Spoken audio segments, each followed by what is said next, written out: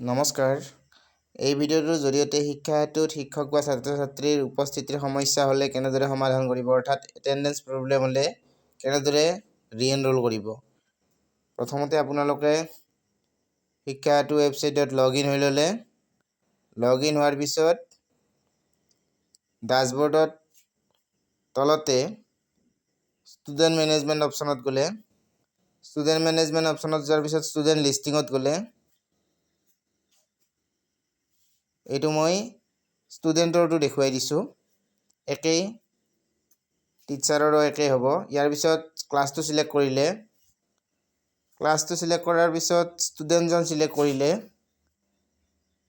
যিজন ষ্টুডেণ্টৰ ৰি-এনৰোল কৰিব লাগে বা ফটো বা এটেন্ডেন্স লোৱাত অসুবিধা হয়। ইয়াৰ পিছত সিলেক্ট একশ্যন তলৰ পিনে অপশ্যন এটা দেখা পাব, তাত যাব লাগিব। তাত কেইটামান অপশ্যন দেখিব, edit, view, update height weight, update status, uniform, একেবাৰে তলত ৰিকুৱেষ্ট ৰি-এনৰোলত ক্লিক কৰিব লাগিব। তাৰপিছত ৰিজন আহিব, ৰিজনটো দি দিলে আপোনালোকৰ কি কাৰণে উপস্থিতিত অসুবিধা পাইছে উপস্থিতি লোৱাত। ইয়াৰ পিছত ছাবমিট কৰিলে ছাবমিট কৰাৰ পিছত আপোনালোকে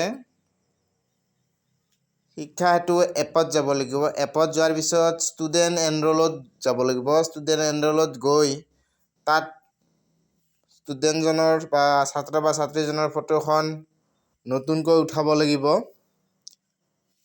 তাৰ কেইঘণ্টামান পিছত আপোনালোকে ষ্টুডেণ্ট এটেণ্ডেন্সত গৈ পেলাই এটেণ্ডেন্সটো সম্পূৰ্ণকৈ ল'ব পাৰিব। এনেদৰে শিক্ষকেও উপস্থিতিৰ সমস্যা হ'লে